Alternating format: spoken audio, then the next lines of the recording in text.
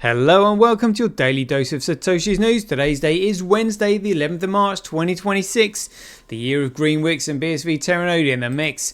Branch your thread to expand your mind with treechat.ai or your post put on chain. Let's see what we got today. Some favourite things, got to go through some clips. That one there, and this one. I'm going to talk about this image just from a YouTube video I was watching earlier today. Absolutely phenomenal. Some just general news there. Then we'll have a quick look at the figures. We've got some 365 days of Bitcoin history. There we go. We're on now the 11th of March. Oof. And we'll finish with the Kelly Speller countdown. Right, let's get into it. Craig says he's Satoshi, like a cowboy in the West, riding on the blockchain that they call the very best. 1 million strong and transactions flying free. He's acclaiming his legacy, you'll surely see.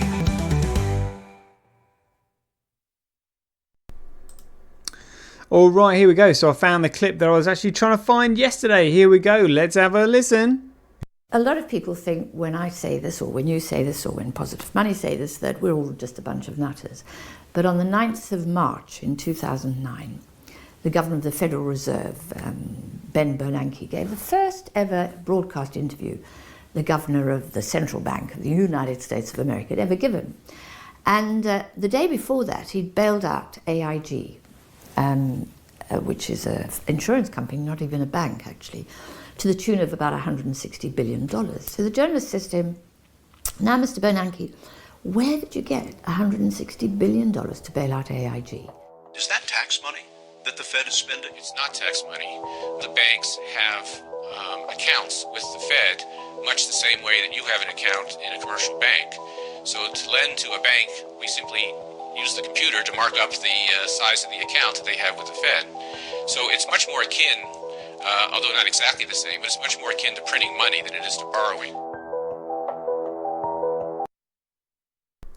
There we go. You heard it here first. What an absolute piss take. They simply used the computer.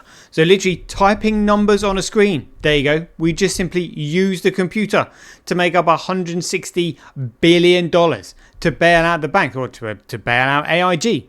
And again, it's all third party. They don't want to bail out the banks directly. What we'll do is we'll bail out the insurance company that then bails out the banks, because the banks are insured by the insurance company. So therefore the insurance company can't fail. So then we'll make sure that the banks can't fail. But yeah, it's not the banks. Even though you've got a problem with the banks, it's actually the insurance company that we're going to bail out. Honestly, the whole thing is just absolute effing fraud. It is a complete joke. And later on in the episode, somebody else also describes how people think that money is made from commerce, from conducting business. But she's like, well, actually, no. It's a bit like oil in a car. People say, where does the oil come from within the car? Is it self-generating? No, it has to be put in. Exactly. They create this shit, which then creates the economy. This is what we're up against. But that's not how it should happen, because money should be a commodity. And what they've done is they've turned it into they've securitized it, which basically means they can now control the entire world because the security is issued by a central authority. And then they've made the currency that they print the world reserve currency, that all the other currencies are then are based upon and not competitive to. So therefore, they don't suffer any negative consequences from inflation. It's such an absolute piece of shit. Honestly, it's so criminal. But people these days are too dumb and ignorant to actually figure it out. But that's how they've done it. That's why they think they're smarter than everybody else. It's crazy. But I tell you, as sort of like, well, not figured out the solution, but have a listen to this, because they know the problem. Here we go. Want to know what I found out the other day? What did you find out the other day? Did you know the entire Earth is $315 trillion in debt? Whoa. Yeah. What? Who do they owe money to? Bro, who are they getting money from? It blows my mind that, first off, you have everything on the planet here to live for free. You literally have everything you need. And then you invent a system that creates a deterioration of your own resources. You created a store of value that's literally storing less and less value every day. Every day. And you're increasing your technology, and yet somehow you still owe money to someone, and it's $315 trillion. There's not enough paper to print that much cash. What are they doing? Earth is like the worst meme coin. It's the worst. It got rugged. Want to know what I found out the other day? What do you want? I mean, that is actually quite funny, but they've literally absolutely nailed it. Absolutely nailed it. Earth is the worst meme coin. They got rugged. They created a store of value that loses value, that makes everything more and more scarce and more expensive. It's just so ridiculous. This is the system they have created for us. It is absolutely ridiculous. Absolutely ridiculous.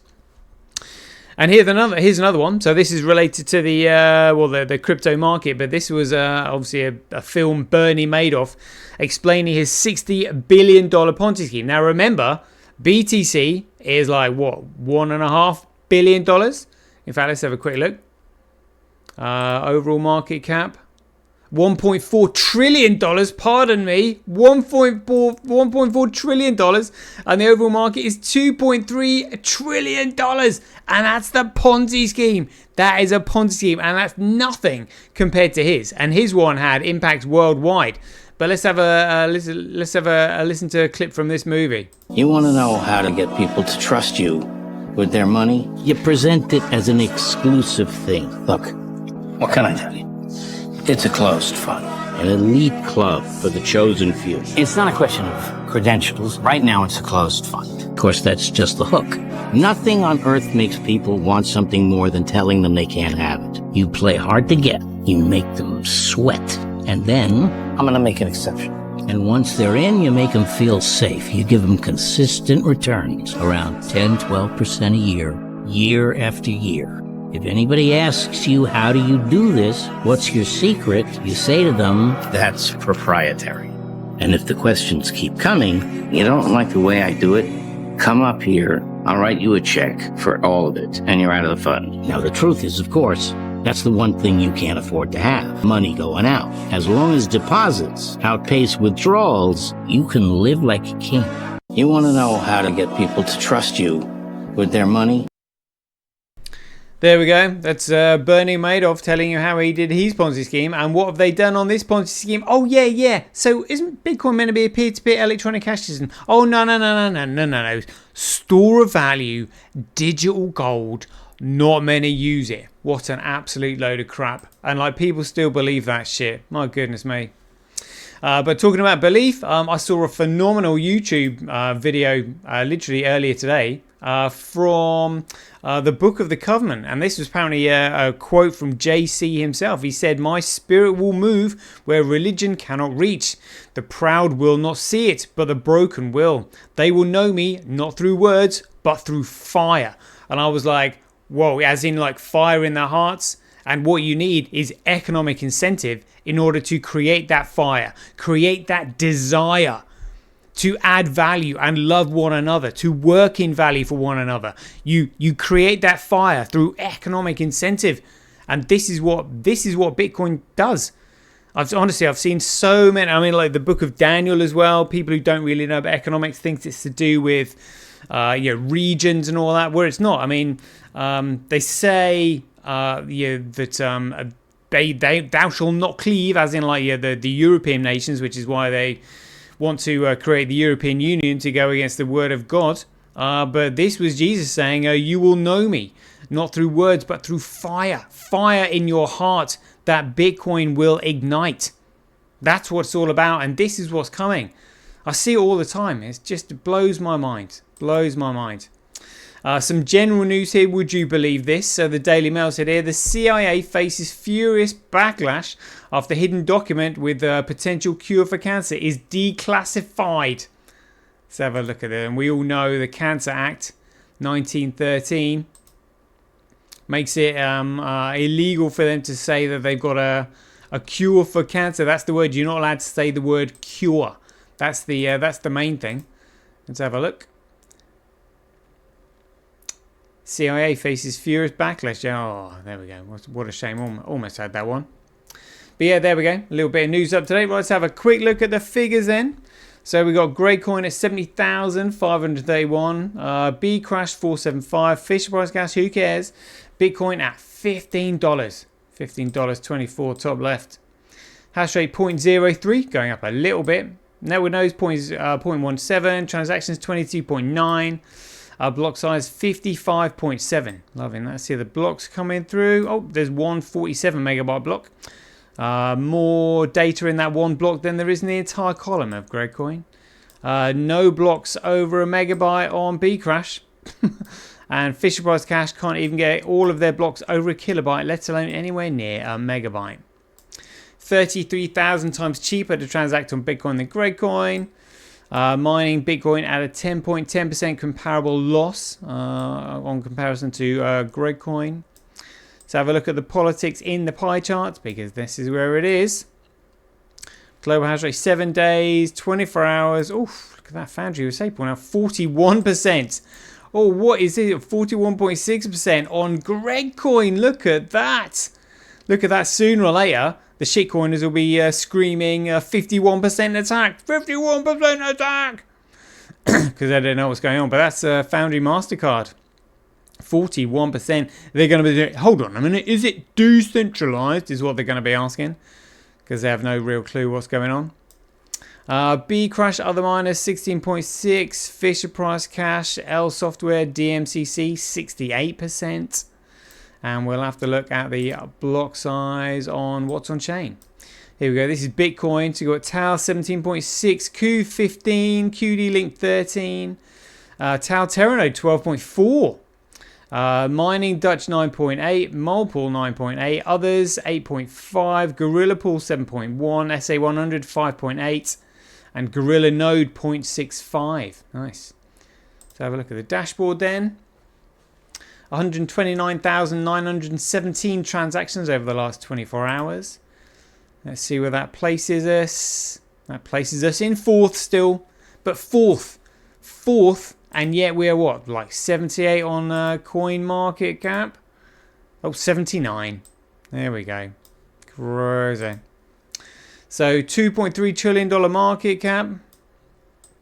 To have a look at Gregcoin here, $70,000, 24-hour trade volume, just 2.7%. Or 2.8%. It's nothing really. There's literally nothing there. People have no idea how thin the ice is at this getting on. All you need is 2.9% of the market to change its mind, and that $70,000 goes zero. Is what happens. Keep an eye on the charts on the right hand side. Oh yeah, all look very some looking very, very similar. Here's Bitcoin, 15.23. Upsy downsy. So, $16 today. Now back down to 14.9. Would you believe it? Right, 365 days of Bitcoin history. On the 11th of March 2014, Mt. Gox Exchange files for bankruptcy in the US. That was in 2014. 11th of March 2019, OneCoin cryptocurrency executive arrested for a multi-billion-dollar fraud. I think that was Ruja Ignitova's brother, I think. The 11th of March 2021, Beeple sold an NFT for $69 million. He says, holy F. Yeah, because that was blatant money laundering. That was sold for Ethereum. And then he probably obviously sold that Ethereum for cash. And then whoever bought that was just like, right, well, nice. Just cashed out. Literally just cashed out. Without paying any capital gains tax there is what it was all about. Oh, seriously? Look at that.